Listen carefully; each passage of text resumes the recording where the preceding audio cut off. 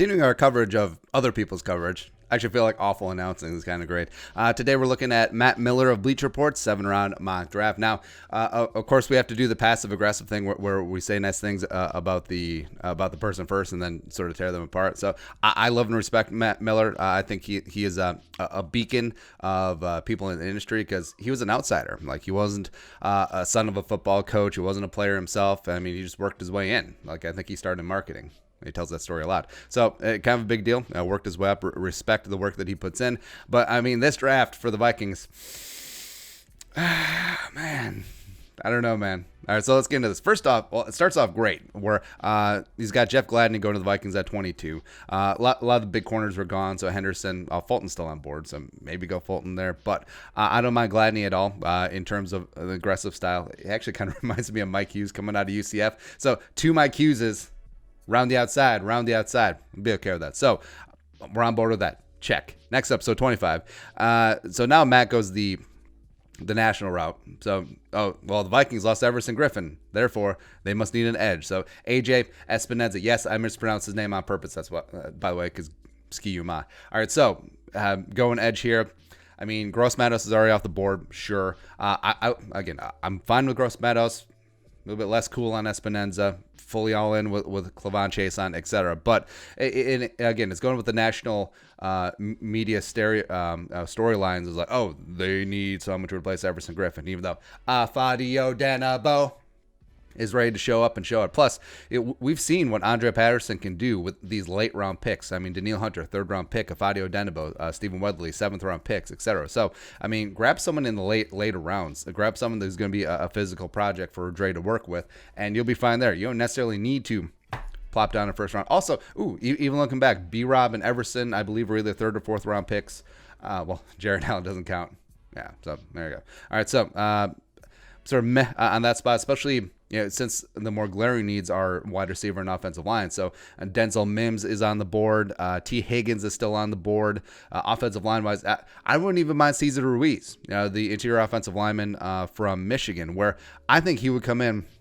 Oh, there he is. I think he would come in and be one of the starting guards right away. Also, he's a fallback plan for Bradbury, which I do not believe that this is going to happen. But if Bradbury falters for some reason, you got Ruiz. I still have faith in Bradbury, though, by the way. Screw everyone else. But Cesar Ruiz will be one of your starting guards right away. He'll be your starting left guard day one. So you're passing that up for a position that's already pretty well stocked with Daniil and Afadi. So, okay. Plus, our guy Ezra Cleveland's still there.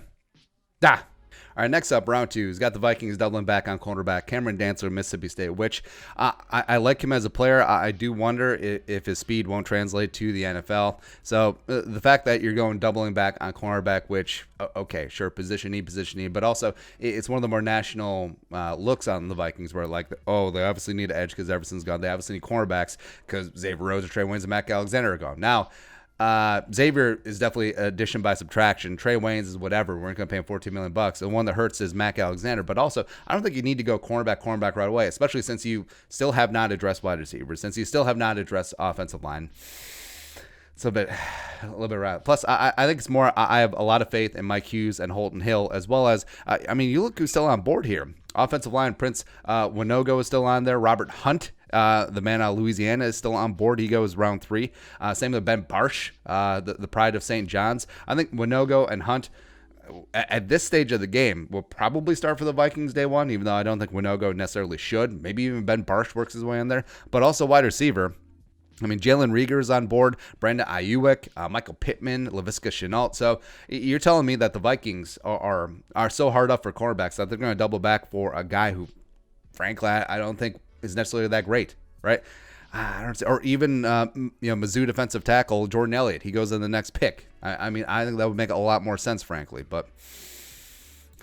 Next up, 89 overall. So the Vikings double up on corner as well as edge. 2 corners, 2 edge, no wide receivers, no offensive linemen. Okay, where I do like Jabari out of Florida. I do like him as a developmental project. Also, he's got some interior pass rush prowess as well. I mean, maybe a Michael Bennett 2.0 sort of situation going on. But I don't get it. I don't get it. Again, we came into this thing like, all right, grab an edge later on. We don't necessarily need one. And then you have 2 in the Vikings' top 4 picks. I don't know. Plus, you got wide receivers like Gabe Davis from Central Florida is intriguing. Safety Ashton Davis, I think probably could be in the first round conversation if his medicals check out, which is certainly interesting there. And also Matt Hennessy is there chilling. Offensive lineman who we think would be a perfect zone fit for the Vikings here coming out of Temple, as well as Matt Pert. Matt Pert, the offensive line project out of UConn that we really like. He's just sitting there chilling. I don't get it. And also at 105, so the Vikings finally go wide receiver. They go with Isaiah Hodgins from Oregon State, who is okay. But the fact that even though, yes, it is a deep wide receiver class, you passed on a lot of great wide receivers, especially at 58, where I just don't get it. I just really don't get it. I mean, the national storylines of replacing wide receiver. What about replacing Diggs? What about replacing Stephon Diggs? Nah. But again, just going through the rest of these picks. All right, so there goes Hodgins.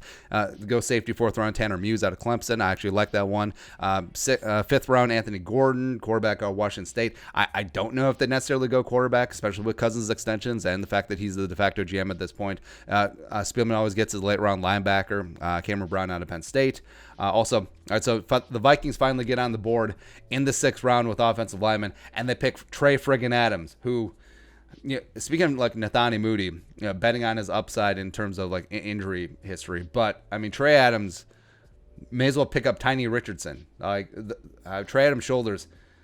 No. The fact. All right, then a running back out of Memphis or whatever. All right, so the Vikings get 2 offensive linemen, except they're 6th and 7th rounders respectively. So it's not great. So The fact that the Vikings waited so long on wide receiver, meh. The fact that they didn't double dip on wide receiver, meh. The fact that they doubled up on edge so early, as well as I'm fine with doubling up on cornerback, but not Cameron Dantzler, and not in the 2nd round, especially when you had all those other needs. As well as, I mean, all right, so given the board here, I would have gone Gladney 22, Cleveland or Ruiz at 25, Jalen Reagor at 58, Ashton Davis at 89, and then Matt Pert at 105. So then you come away with 2 offensive linemen. You get a starting wide receiver, you get a starting cornerback, and you get a potential starter down the line at safety.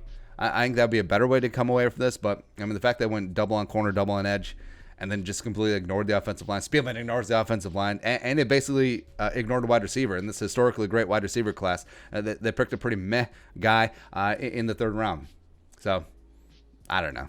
I just really don't see it. If this is the way the Vikings draft ends up, I would be pretty disappointed. But overall, what were your thoughts? Let us know in the comment section below. Subscribe for daily Vikings takes. Support the work. Put a little something in the Venmo or hit that join box down below. Find out how you can become a monthly or platinum Jerome player. But until next time, Skol. Production value.